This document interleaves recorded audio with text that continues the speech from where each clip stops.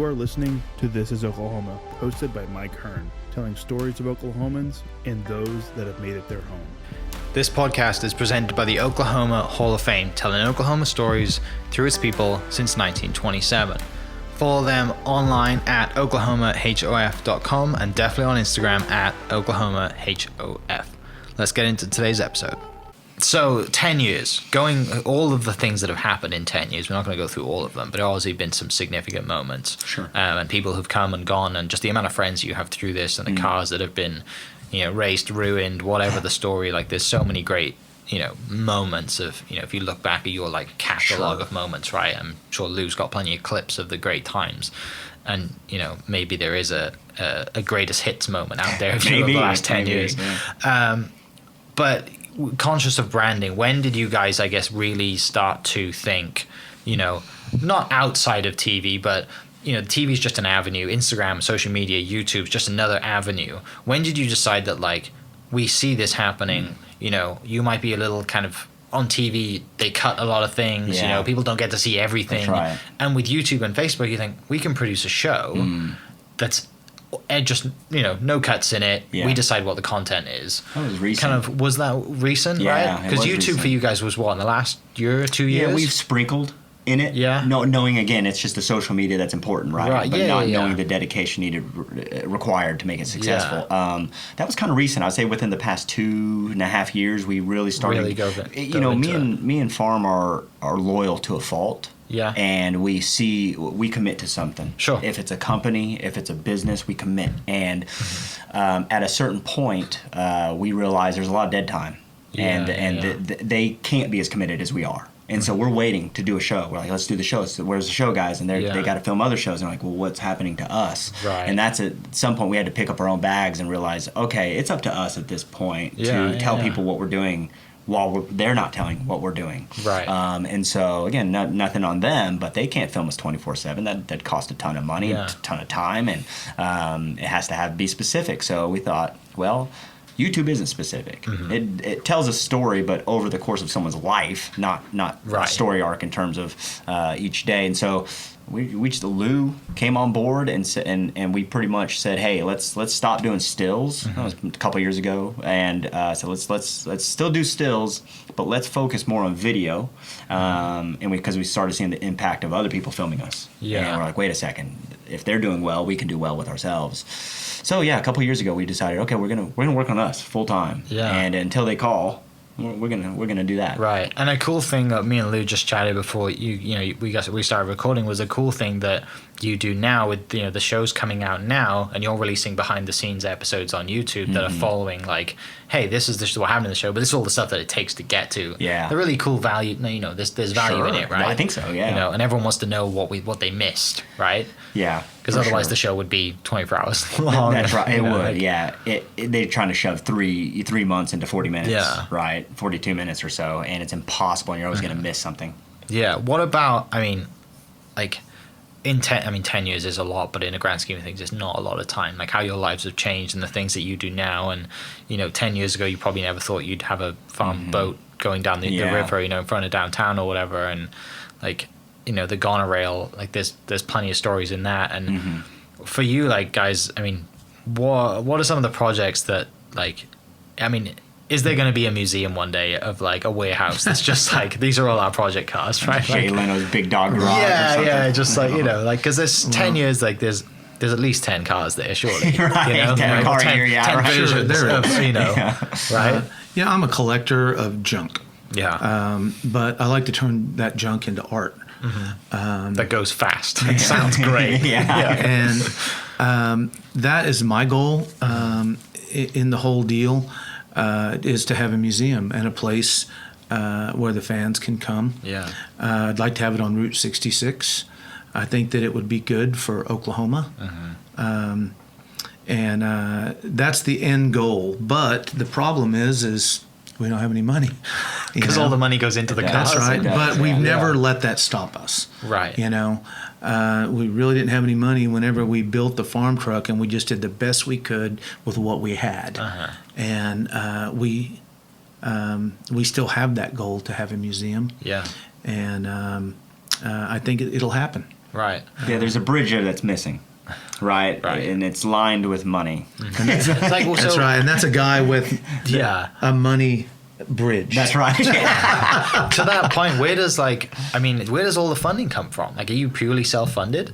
So, obviously we get paid for what we do. Yeah. Everybody on television, I don't care from your weatherman to Sure. your YouTube influencer, they're getting paid in some way or in some capacity. We never stopped hustling. We buy and sell cars, right? So for our lives, we self-fund the majority of that. Yeah. Merch sales, right? Help a bunch. The people that support us, that want to support the brand. We've got the firehouse that's open right off 36th Street. That's awesome, right? Yeah. And so we've kept it very Oklahoma, very local. It's a portion of the tourism, right? So if there's a big softball game coming in, they maybe have heard of us and want to come in. So there's an influx there. But it's also endorsements. Just like you were saying, some people support you.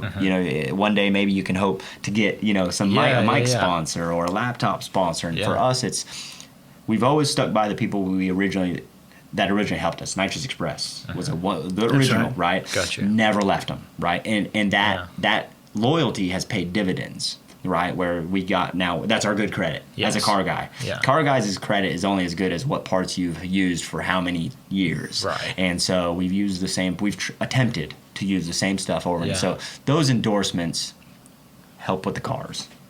So Yeah. we buy the car, but then Right. we're like, well, how do we fix this up? Yeah. And we call up Nitrous Express. What would you say then is kind of like the biggest misconception of what you guys do? that we're rich. That you're loaded. And, Yeah. People think that we're Yeah. have a lot of money. Yeah. And that's what I thought whenever I used to watch reality TV Right, yeah. before our show. I thought, man, those American Chopper guys, they must be banking. Yeah. And it's furthest from the truth. I love that show. Did you? Oh, it was a Yeah, it great was show. so good. It was a hit. It was a great show. It paved the Such way a for good us. show. Yeah. It did. It told us, that really was, and our producer is the same guy that produced that show. Okay. And it paved the way for car shows. It really did. 'Cause It right did. after that was Gas Monkey, was Gas Richard Monkey. Rollins. Gas Those, Monkey, That's right. Those guys kicked down the door. They did. Yeah. So Orange County was like, okay, you can have a group of guys in a shop, and nobody cares that they're actually building things. Right. It's just the drama, right? Like, and then, Pure drama. Yeah, and then Yeah. the icing on the cake is the cool thing they built at the end of the show, right? And so it paved the way and Yeah. showed people, okay, America might like this. And then they experimented in Richard Rawlings, and then they're like, okay, well, they really like Richard Rawlings, how much time he spent, and the camaraderie inside the shop. Then it led into, okay, well, they like competition, and there came Street Outlaws, right? Yeah. Can they compete with these cars and get the same effect? And they did, miraculously. Nobody knew that was coming. Right. Yeah, and the truth is, it's the T-shirt sales that keep the Farmtruck and the Dung Beetle on the road. Yeah. It's the fans that keep us going. Yeah. And we know that, and we appreciate them. And going back to how we people that want to get into this, the biggest problem they have is they seek sponsorships before they're doing anything. Gotcha. Right. That's and, they're like, I need sponsors. What are you doing? Right. Right. What story are you telling that they can attach to, and what is unique about that story? And for us, what we've learned is you have to use this stuff already. You have to buy it, support them first, show them that you support them through time and loyalty. Yeah. Then they will call you. Inevitably, they will Right. find you. And Yeah, if you're good enough. If you're good Right? enough. Because that's a huge part about Good it too, enough. right? Is because you could be out there filming videos on your iPhone and you could not be any good at it. True.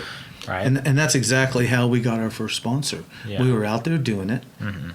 Nitrous Express calls us, Mike Woods, yeah. and it was actually Abney that called us, and he wanted to sponsor us. Yeah. And I'm like, are you sure you got the right phone number? Have you seen my truck?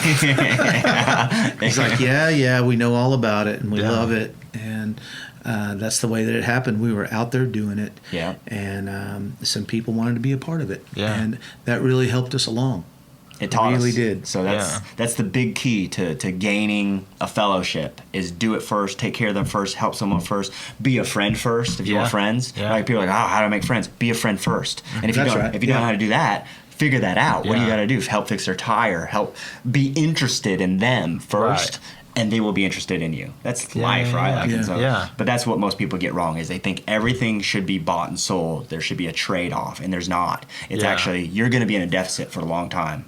and then the payoff will come. Yeah. You mentioned, the Dung Beetle. Sean helped you with that one, right? Yeah. Oh, yeah. Betty. But Misfire, yeah. He still got it.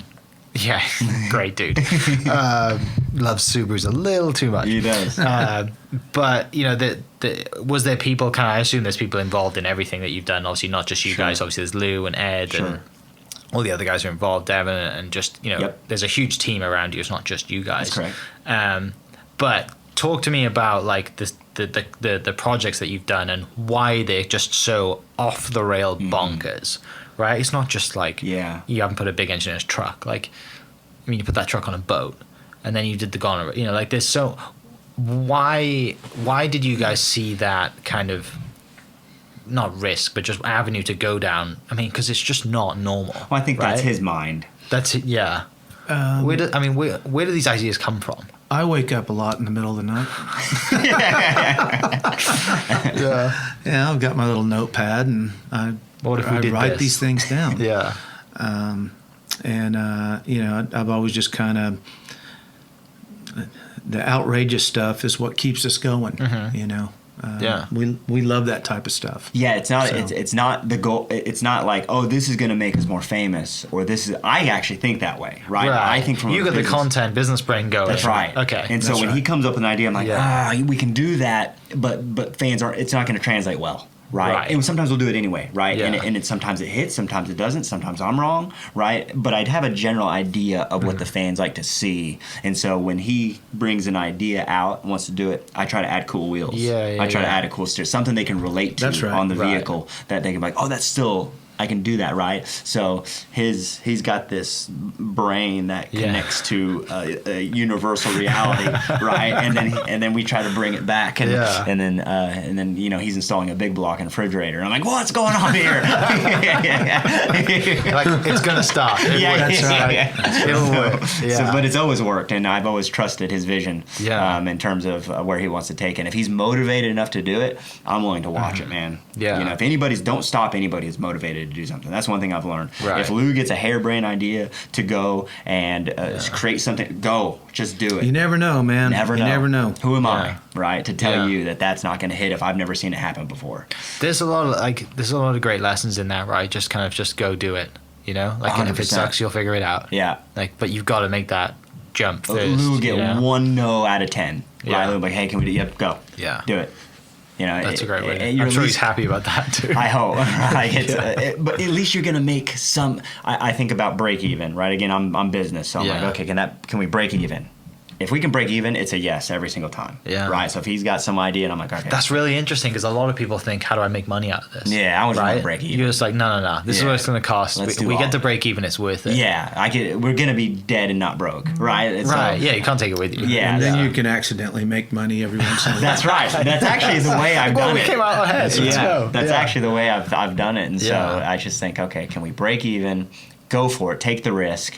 And to me, that's the fun, because if you're just trying to do things to make money, that's fun too, but the risk is what's exciting. As long as you can calculate it. And I guess you probably would make different decisions if you did do this to make money. 100%. Right? 100%. Well, we probably wouldn't be friends. There wouldn't be a compromise. That's right. Right. So the compromise is so important in his art, and me trying to translate it into a conversation with the fans. Yeah. So it's so important. And the T-shirt sales, right? If something's so off the wall, if he wanted to raise emus, right? I'm like, I don't know if our fans are going to like that, right? Like, they like cars, right? And so it has to be relatable, or we're switching gears. He's the brains of the outfit. He's the one that'll pull me back down whenever I'm thinking of these huge ideas, and I want to do this and do that, and he's like, what's that going to cost? And I'm like, I didn't think about that. And we're broke. All right, we're not going to do that. So anyway, he's the business, and I'm the wrench. Yeah. It works out well. It really does. Right, it does, and that comes across on camera too, doesn't it? And that's I mean, you've been doing it long enough now that like it's gone past the phase of we're taking a risk on you. Like, people who come to you know exactly what they're going to get with you too, so they know that it's easy to just kind of We hope that. Yeah. write it into a Yeah. story, and that Well, they know they're spins gonna off get into your own something show, different. etc. Yeah. They're not sure what it's going to be. Yeah. They know we'll talk, Right. right? They'll know that we'll do something unique, whether it connects with them or not, and that's about all they can risk, right? Right. That's about it. So, Yeah. but yeah, I think life is about compromise, figuring out what you can get. Yeah. Make yourself add a little joy to the project, and then make sure that his art still speaks the language Right. that was speaking to him. Right? Yeah. And that's it. Talk to me about the Monorail then. Let's Okay. talk about that, because as a kid, I guess you probably saw that at the state fair. Yes, the monorail. Monorail, right? I think that it all started at the State Fair of Oklahoma and opened in 1964. Okay. I rode it as Yeah. a kid. I thought It's amazing. that It's just like great. they cut it off. They stopped it, right? You think that'd be a great part for Oklahoma history. Right. Or keep it. Yeah. Well, it was a miserable ride. Is it worse riding it now than it was then? Yes. Yes. Yeah. The idea, No seatbelts back then. The idea, it was going to be the mass transportation for Oklahoma That's City. right. 100%. They were going to put those everywhere. 100%. Right? Now we have the Well, streetcar. Yeah. Well, Which in 10 years, that thing's going down First of drag all, strip. as soon as you got in, Yeah. right, the sun was shining. It was 30 degrees hotter in that It's thing. like a glass, And a you- greenhouse. yeah, right? it's a greenhouse, You're growing yeah. plants in Sure, there instead. that's right. And it was miserable. Yeah. The air conditioning didn't work very well. It was, the way that the doors worked, they really couldn't seal it up. It rattled and banged, and there was a lot of problems with it. In order to fill all the seats, you had to climb over seats. Yeah. To get in. But did you enjoy it? It looked cool. Oh, as a kid, I loved it. Right, yeah. Look I out for think that. top speed was like maybe 6 miles an hour. Yeah. Whenever it first started, and then whenever we decided that we were going to build something, and we were going to race another garage out of Texas called Gas Monkey. It was Gas Monkey. We were going to race here and call it Misfits. the Misfit Garage. And I just wanted something unusual, and that was on Craigslist. And we went and got it. And we didn't have much money to work with. So somebody is selling this. Someone was to- selling the caboose, right? The very end of it, because all that stuff went to auction, Yeah. which surprised me, that they took down the Space Needle, Right.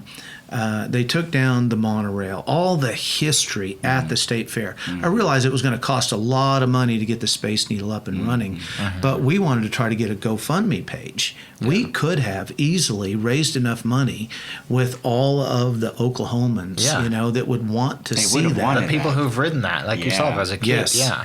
And we could have saved it. Put it in a park. Yeah. It's something. Yeah, it'd we be like know- the blue whale of Catoosa. This is just completely Right. somewhere else. We know Yeah. that it costs a lot of money to take down. Right. So we could have used part of that money with a GoFundMe page.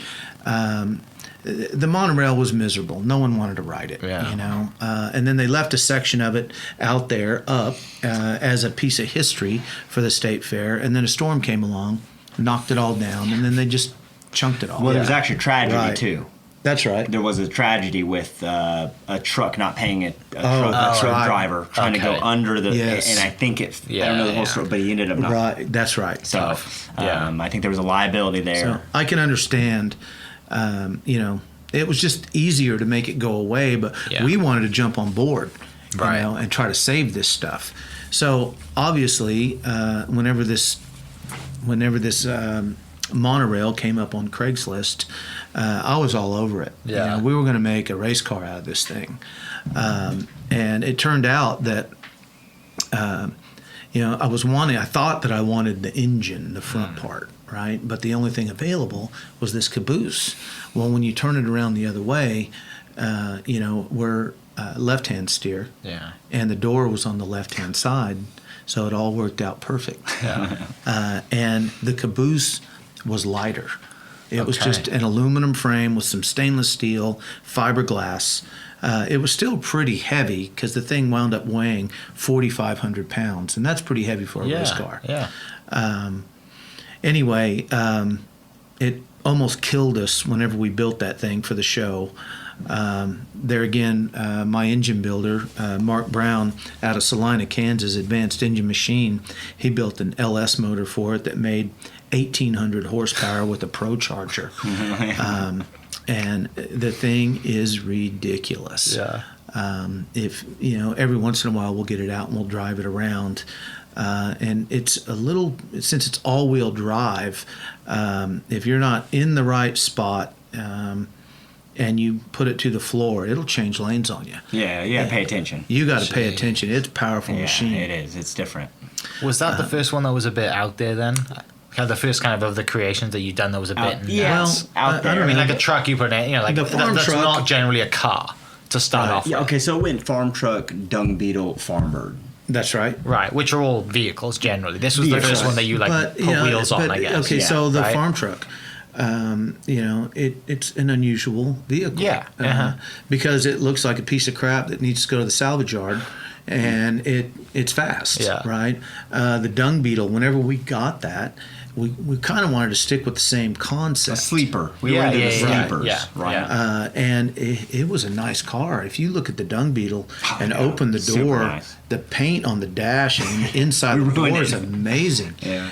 Right? But we wanted to make it look like a sleeper, so Right. we ruined the paint job on it, made it fast.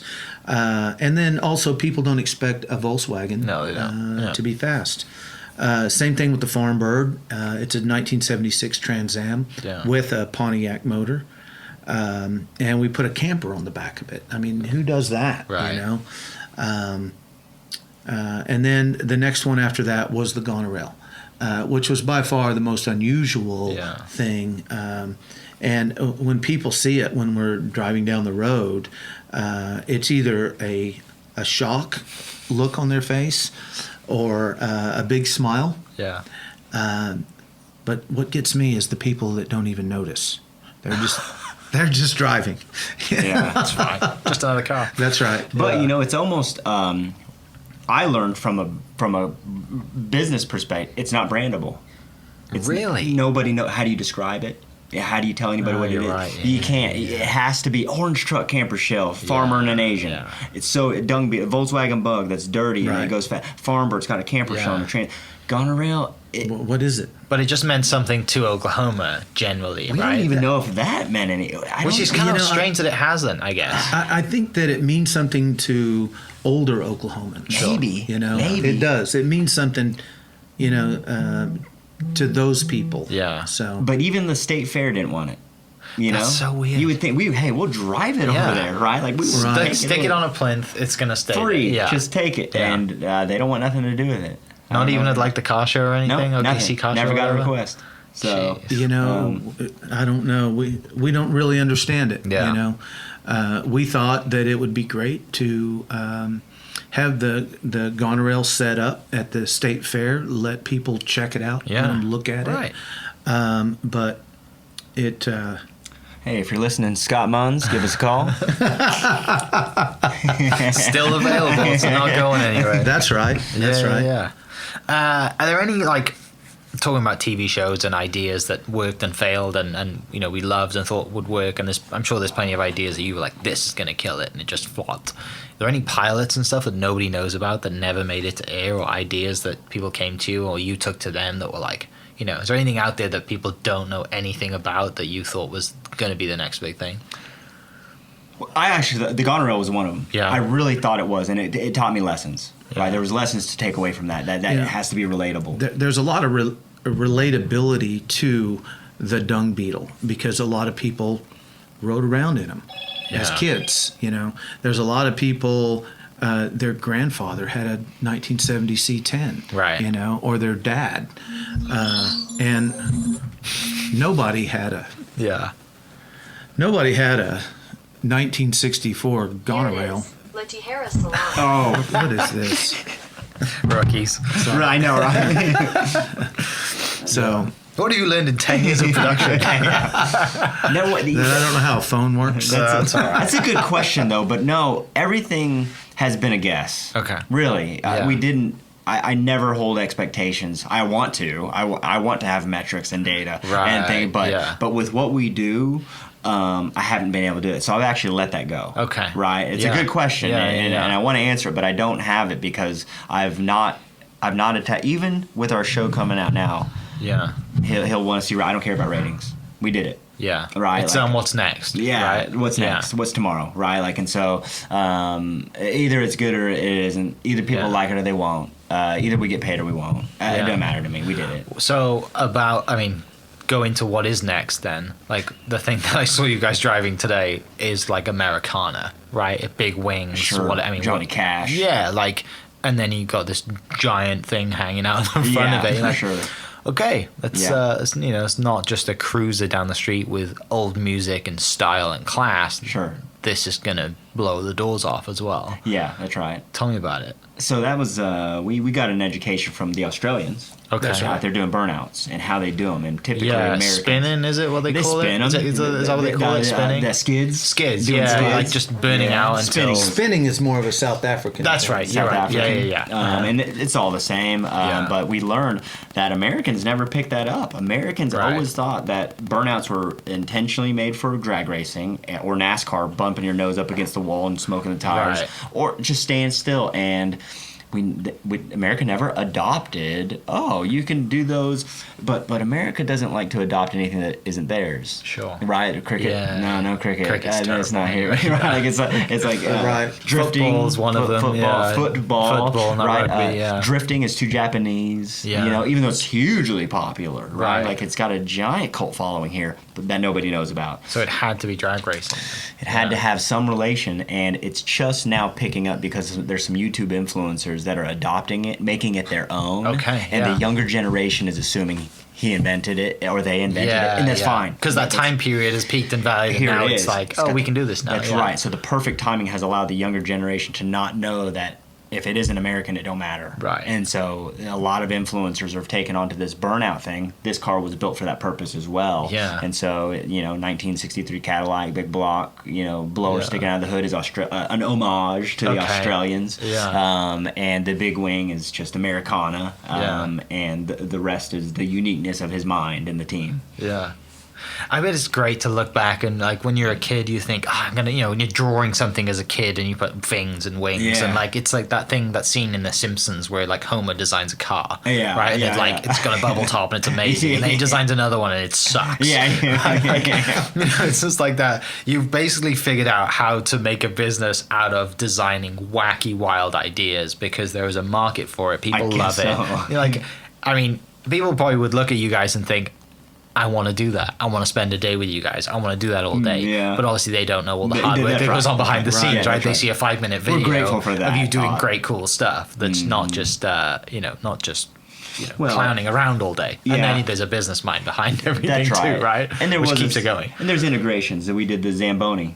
That's right. The Lamborghini for the Vegas Golden Knights. The hockey team wanted us to build something for them. Ice resurfacer, the machine that goes out on the ice. Yeah, and the slows it over. Yeah. They wanted us to make one of those a hot rod, and so we did it. And it's the fastest Zamboni in the world. That's right. And so we did that. Episode aired. Yeah. We hid inside the Zamboni, put a Hemi motor in it, built from Modern Muscle Extreme, and to kind of fall back into what this podcast is about, we try to keep everything as local as possible. Yeah. We wrapped it with local vinyl. We the tint local, right? Like the wheels, we get it local. Like the drive shafts are made local, and so I know a lot of these things seem so extreme, but a lot of the components, the raw materials, come right here from Oklahoma, and we couldn't have it any other way because shipping has been an issue. Yeah, Right. Big issue. Yeah. So we've had to. A lot of these vehicles that they're seeing air right now is Oklahoma built, and we're proud of that. Yeah. What's next?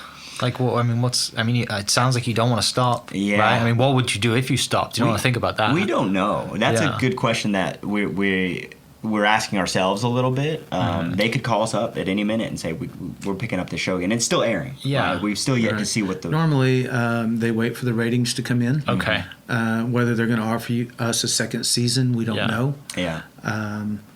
And as hard as it was to do the first one and build 8 things in that short amount of time, we're not sure if we have the energy to do that again. Yeah. To that capacity. Right.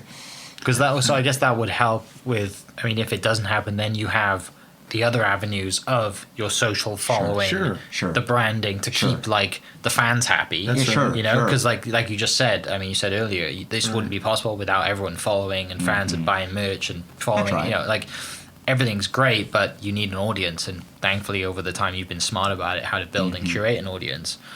You know, I assume you're not going to stop doing YouTube videos, Right, that's even right. though that That's might right. be not, you know, you might not be posting 2 or 3 a week. You might do just 1 a week or one every week. But it's kind of neat to kind of follow the last 10 years to see that you guys have kind of positioned yourselves in a way every year that if the show were to stop, we've still got something to do. This podcast is presented by the Oklahoma Hall of Fame, telling Oklahoma stories through its people since 1927. Follow them online at oklahomahof.com and definitely on Instagram at oklahomahof. Thank you for listening. We are inspired by those around us and hope that you are too. Make sure you subscribe to this podcast on your favorite podcast platform and leave us a review so we can keep telling your stories. For more great Oklahoma content, follow This Is Oklahoma on Facebook and Instagram.